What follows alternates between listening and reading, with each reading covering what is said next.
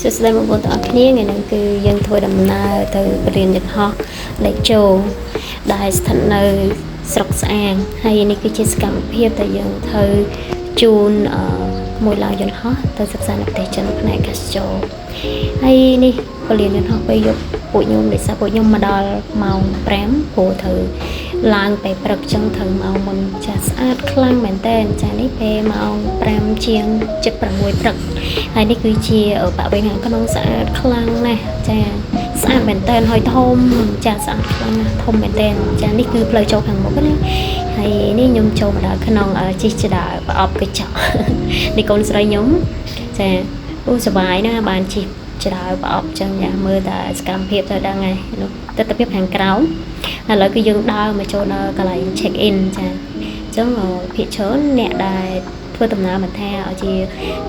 ភ្ញៀវជាតិអន្តរជាតិគឺគាត់ធ្វើដំណើរទាំងអស់ដើម្បីមក check in នៅកន្លែងហ្នឹងចាហើយក្មួយរបស់ខ្ញុំក៏ត្រូវធ្វើដំណើរមក check in នៅកន្លែងហ្នឹងដែរហើយទៅទាំងអស់គ្នាទាំងអស់និស្សិតក្នុងទាំងអស់គឺ21នាក់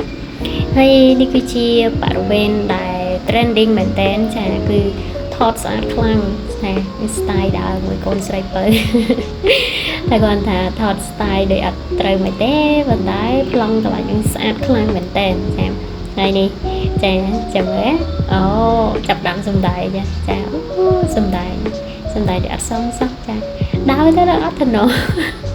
ប៉ុន្តែគាត់ថាប្លង់ហ្នឹងវាស្អាតខ្លាំងចាស្អាតខ្លាំងមែនតើ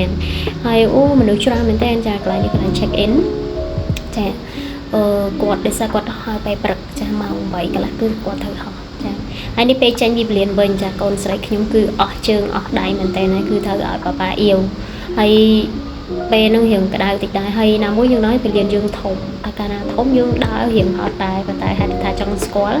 ដើរហត់ប៉ុណ្ណាក៏មិនអីដែរចានេះគឺជាទស្សនវិជ្ជាខាងក្នុងពេលថ្ងៃ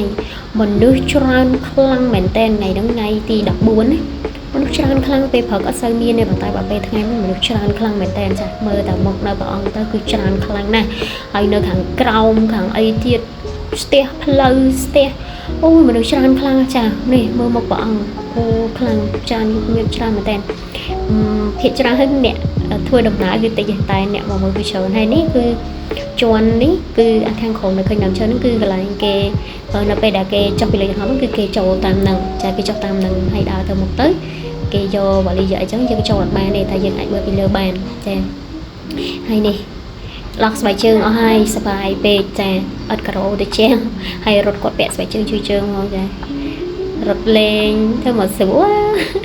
ដល់ពេលមកបាក់ទៅតាមក្រោយណាក៏រត់មកក្រោយវិញចា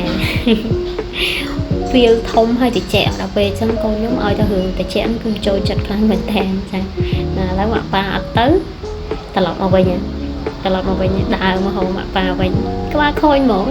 ចេះពីចាប់មិនឈ្នះ2អ្នកចាប់អត់ឈ្នះទេចាហើយនេះគឺជារូបដែលខ្ញុំថតនៅមុខព្រះអង្គស្អាតខ្លាំងណាស់ចាស្អាតខ្លាំងមែនតើចាហើយទស្សនវិជ្ជានៅក្នុងនេះច្រើនទៀតអរគុណច្រើនជួបនៅវីដេអូក្រោយបាយបាយ